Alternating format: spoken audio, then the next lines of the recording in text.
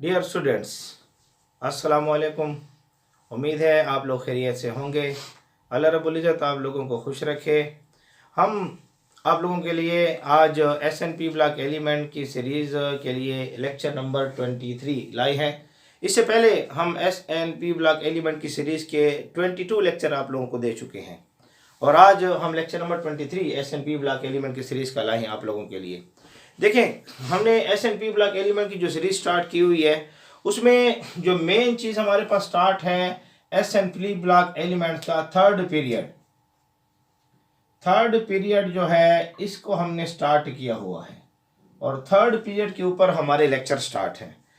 Third period आज इंशाल्लाह अजीज़ हम एंड कर लेंगे, उम्मीद है इंशाल्लाह अजीज़।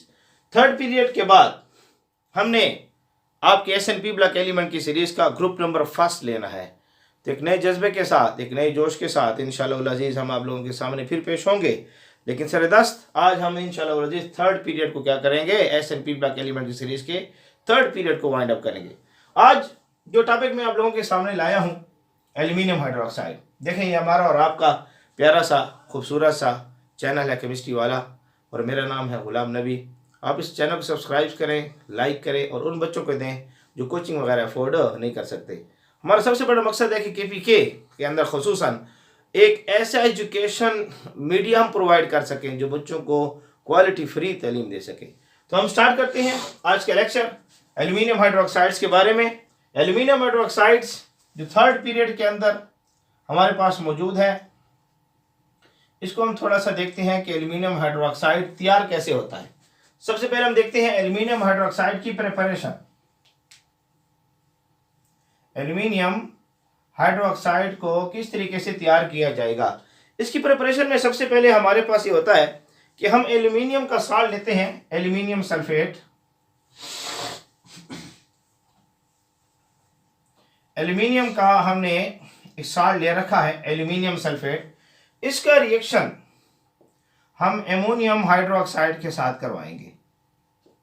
एमोनियम हाइड्रोक्साइड के साथ एल्यूमिनियम सल्फेट का हम रिएक्शन करवाएंगे। इस रिएक्शन में क्या होगा कि हमारे पास तैयार हो जाएगा एल्यूमिनियम हाइड्रोक्साइड, एल्यूमिनियम हाइड्रोक्साइड, और साथ हमारे पास एमोनियम सल्फेट भी बनेगा। एमोनियम सल्फेट भी हमारे पास हासिल हो जाएगा। ये जो एल्यूमिनियम हाइड्रोक्साइड हमारे पास तैयार हुआ है ये प्रेसिपिटेट की सूरत में हमें मिलेगा। इसको ऑब्जेक्टों के लिहाज से नोट करें। ऑब्जेक्टों के लिए ज़रूरी पॉइंट है कि एल्यूमिनियम हाइड्रोक्साइड हमें यहाँ पर किस सूरत में मिलता है।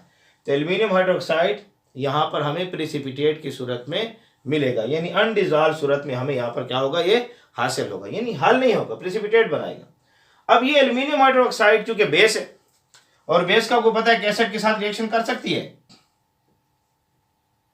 लेकिन हम एसिड के साथ इनकी रिएक्शन को देख सकें पहले भी हमने यहाँ एल्यूमिनियम हाइड्रोक्साइड को देखना है कि एल्यूमिनियम हाइड्रोक्साइड जो है बेस होकर भी ये बेस के साथ रिएक्शन करती है, डिसॉल्व होती है बेस के अंदर। देखिए थोड़ा सा चेक करें इसको।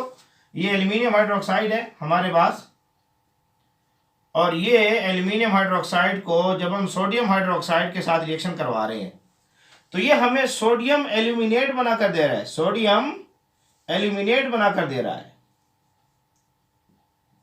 ये देखें जी, सोडियम एल्यूमिनेट हमें बनाकर दे रहा है। तो सबसे जरूरी चीज, इस चीज को आपने नोट करना है कि आपसे यहां पर जो है एल्यूमिनेट बन रहा है, इसको हम नाम देते हैं सोडियम एल्यूमिनेट। तो ये एक ऑब्जेक्टिव का पॉइंट भी क्लियर हो कि एल्यूमिनियम हाइड्रोक्साइड अगर सोडियम हाइड्रोक्साइड के साथ रिएक्शन करता है तो हमें कौन सा प्रोडक्ट हासिल होगा। तो आपको क्लियर होना चाहिए कि ये हमें एल्यूमिनेट पैदा करके देता है, सोडियम एल्यूमिनेट हमें पैदा करके देगा। तो सबसे पहले प्रिपरेशन हम देख रहे हैं कि इसकी एल्यूमिनियम हाइड्रोक्साइड जब प्रिपेयर्ड हो रहा है तो बेस होकर बेस के साथ रिएक्शन कर रहा है और आपके पास एल्यूमिनेट बनाकर दे रहा है। इसलिए जो आपके पास एल्यूमिनियम हाइड्रोक्साइड है, अगर आप लोगों को याद हो हमने इसके लिए लफ्ज यूज किया था amphoteric in nature, amphoteric in nature हमने इसके लिए लफ्ज यूज किया था। तो एसिड के साथ इसका रिएक्शन तो कॉमन है, आप देख सकते हैं आसानी के साथ, पीछे हमने इसको पढ़ा हुआ है, लेकिन यहां पर एम्फोटेरिक इन नेचर है, बेस से रिएक्शन करके आपको एलिमिनेट बना रहा है और ये हमारे पास साल्ट है। तो बेस के साथ रिएक्शन करके साल्ट बनाए, एसिड के साथ रिएक्शन करके साल्ट बनाए, तो एल्यूमिनियम हाइड्रोक्साइड हमारे पास क्या होगा, एम्फोटेरिक इन नेचर होगा। इस तरीके से अगर हम इसकी सेकंड प्रिपरेशन देखना चाहते हैं कि एल्यूमिनियम हाइड्रोक्साइड को हम फिर किस तरीके से तैयार कर सकते हैं, तो हम एल्यूमिनियम का साल्ट लेंगे और पानी के साथ इसकी हाइड्रोलिसिस कराएंगे, जैसे आप चेक करें यहाँ पर। अच्छा, एक बात की वजाहत कर दूं, यहाँ थोड़ा सा मेरे ख्याल से साफ हो गया है, इसको ठीक कर देते हैं। तो यहाँ पर एक बात की वजाहत कर दूं, मैं रिएक्शन को बैलेंस नहीं कर रहा, आप रिएक्शन खुद ही बैलेंस कर लें। मेरा बेसिक मकसद ये था कि आप प्रिपरेशन को सीख लें यहाँ पर। अच्छा, यहाँ पर हमारे पास क्या हो रहा है कि हमने एल्यूमिनियम का साल्ट लिया है, एल्यूमिनियम क्लोराइड, और हमने इसका हाइड्रोलिसिस करवाया है, हाइड्रोलिसिस। तो हाइड्रोलिसिस के बाद हमें हासिल हो रहा है aluminium hydroxide plus aluminium hydroxide के साथ प्लस हमें जो चीज मिलेगी वो है क्या, HCl, hydrochloric acid, hydrochloric acid हासिल हो रहा है। तो यहां पर भी ये एल्यूमिनियम हाइड्रोक्साइड जो है ये प्रेसिपिटेट बना रहे हैं। एक बड़े ही इंपॉर्टेंट शॉर्ट क्वेश्चन की तरफ मैं आप लोगों को तवज्जो कराऊंगा। यहाँ पर एल्यूमिनियम हाइड्रोक्साइड यहाँ पर जो हमारे पास हासिल होता है प्रेसिपिटेट की सूरत में, इसके अंदर ये एबिलिटी है कि ये कलरिंग डाइस को जो है उसको एब्जॉर्ब करता है। इसके अंदर ये एबिलिटी है कि ये डाइस को क्या करता है, एब्जॉर्ब करता है। इस वजह से मुख्तलिफ कलरिंग मटेरियल में हम इसको यूज करते हैं। तो इसकी ये जो एबिलिटी है एल्यूमिनियम हाइड्रोक्साइड की, कि कलरिंग मटेरियल को, डाइस को ये एब्जॉर्ब कर रहा है, इसको नाम दिया जाता है लैक्स। इसे क्या नाम दिया जाएगा, लैक्स का नाम दिया जाएगा। यानी इसके अंदर ये एबिलिटी है कि ये कलरिंग मटेरियल को क्या करता है, एब्जॉर्ब करता है। कलरिंग मटेरियल एब्जॉर्ब करके आपको कलरिंग कंपाउंड देगा, कलरिंग मिक्सचर आपको देगा, एक ऐसी मिक्सचर बनाकर देगा जिसको आप कलरिंग मटेरियल के अंदर कलर करने के लिए चीजों के अंदर क्या करेंगे, इस्तेमाल कर सकते हैं। इसलिए इसको हम लैक्स का नाम देते हैं। तो क्या रहेगा कि एल्यूमिनियम क्लोराइड का जब हाइड्रोलिसिस किया जाए पानी के साथ, तो ये जो प्रेसिपिटेट बनाएगा एल्यूमिनियम हाइड्रोक्साइड, ये बतौर लैक्स इस्तेमाल होता है। यानी कलर को एब्जॉर्ब करके बतौर कलरिंग मटेरियल आप इसको यूज करते हैं। तो एल्यूमिनियम हाइड्रोक्साइड के अंदर इन चीजों का आपने ख्याल रखना है। हमारे पास थर्ड पीरियड में जिसकी हाइड्रोक्साइड को हमने डिस्कस करना है वो है सिलिकॉन हाइड्रोक्साइड। सिलिकॉन हाइड्रोक्साइड जो हमारे पास मौजूद है, सिलिकॉन हाइड्रोक्साइड, एक चीज तो मैं आपको क्लियर करूं कि ये एक अनस्टेबल कंपाउंड है। इसको क्लियर करें कि ये हमारे पास एक अनस्टेबल कंपाउंड है और इस तरह अकेली हालत में नहीं रहता। ये हमारे पास इस तरह छोटे छोटे जो यूनिट होते हैं आपस में मिलकर ऐसे पॉलीमरेज बनाता है।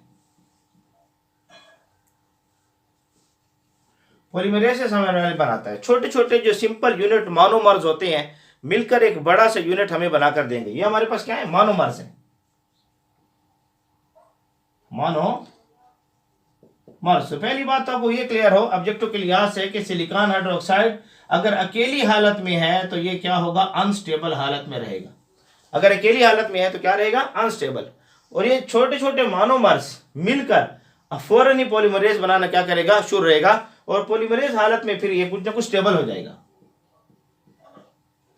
इस सूरत में कुछ ना कुछ स्टेबिलिटी हासिल कर लेगा। इसकी प्रिपरेशन हमारे पास क्या होती है, सिंपल प्रिपरेशन इसकी हमारे पास है कि हम सिलिकॉन डाइऑक्साइड लेंगे, पानी के साथ इसका रिएक्शन करवाएंगे। ये रिवर्सिबल रिएक्शन की सूरत में शो होगा। किस सूरत में शो होगा, रिवर्सिबल रिएक्शन की सूरत में शो होगा। और यहां पर एक टेम्परेचर भी हम ले रहे होते हैं 800 डिग्री सेंटीग्रेड, और इस टेम्परेचर पर जो रिवर्सिबल फॉरवर्ड रिएक्शन शो करेगा, फिर रिवर्सिबल रिएक्शन भी शो करेगा और हमें बनाकर देगा सिलिकॉन हाइड्रोक्साइड। सिलिकॉन हाइड्रोक्साइड, उम्मीद आप लोगों की नजर आ रहा होगा। तो सिलिकॉन हाइड्रोक्साइड हमारे पास हासिल हो जाएगा, लेकिन मैं कह चुका हूं अनस्टेबल है। अनस्टेबल होने की वजह से छोटे छोटे इसके मोनोमर यूनिट्स मिलकर एक आपको पॉलीमर्स बड़े यूनिट बनाकर देंगे और इस सूरत में कुछ ना कुछ स्टेबिलिटी हासिल कर लेगा। तो हमारे पास जो थर्ड पीरियड है, थर्ड पीरियड जो मैंने आप लोगों को पढ़ाना था, वो यहां पर थर्ड पीरियड हमारा कंप्लीट हो रहा है। मैं क्लियर कर दूं, मैंने आप लोगों को समझाया था थर्ड पीरियड में कि हमारे पास जो था यहां पर थर्ड पीरियड में जो एलिमेंट हमारे पास आई थी, ने, मैग, अल, सिप्स, क्लार, ये एलिमेंट्स मैंने आप लोगों के सामने लिखे थे, ट्रिक्स के जरिए याद करवाया था पहले ही लेक्चर से। Sodium, magnesium, aluminium, silicon, phosphorus, sulphur, chlorine और आर्गन। थर्ड पीरियड जो SNP ब्लॉक के अंदर आता है, इसको हमने डेप्थ से पढ़ा है और इस पर हमने 23 लेक्चर्स लिए हुए हैं। इंशाअल्लाह अजीज मैं इसकी थर्ड पीरियड की मुकम्मल जो है प्लेलिस्ट तैयार करूंगा और आप लोगों के चैनल यूट्यूब के ऊपर केमिस्ट्री वाले के नाम से मौजूद होगी। आप उस प्लेलिस्ट को जाएं और जाकर थर्ड पीरियड को आप डेप्थ में देखें कि आपने थर्ड पीरियड को कैसे पढ़ा हुआ है, थर्ड पीरियड क्या कहते हैं आपसे। आज हमारा थर्ड पीरियड के बारे में आखिरी लेक्चर था जिसमें हमने सिलिकॉन हाइड्रोक्साइड और एल्यूमिनियम हाइड्रोक्साइड को पढ़ा, जिसमें लेक्स का समझना भी बहुत जरूरी था कि कलरिंग मटेरियल को, कलर्स को, डाइस को एब्जॉर्ब करके बतौर कलरिंग मटेरियल ये यूज होगा मुख्तलिफ किस्म के प्रोडक्ट्स में। तो यहाँ पर हमने SNP ब्लॉक एलिमेंट की सीरीज के जो थर्ड पीरियड था उसको तफसीलन देख लिया है। इंशाअल्लाह अजीज जिंदगी रही तो हम अपने नेक्स्ट लेक्चर में SNP ब्लॉक एलिमेंट की सीरीज का ग्रुप नंबर 1 को स्टार्ट करेंगे और उसके ऊपर हम लेक्चरों की तफसील देखेंगे। अल्लाह रब्बुल इज़्ज़त आप सब लोगों को खुश रखे, हमारे चैनल के साथ जुड़े रहें, क्वालिटी एजुकेशन की तरफ एक कदम हमारे साथ बढ़ाएं।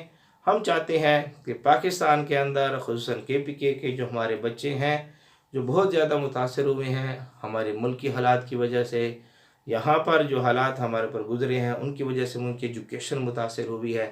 अगर आप हमारे चैनल पर आएँ और एक एक करके इन लेक्चरों को नोट करें, इंशाअल्लाह अज़ीज़ आप लोगों को बहुत ज़्यादा फ़ायदा होगा। अल्लाह रब्बुल इज़्ज़त आप लोगों को खुश रखें।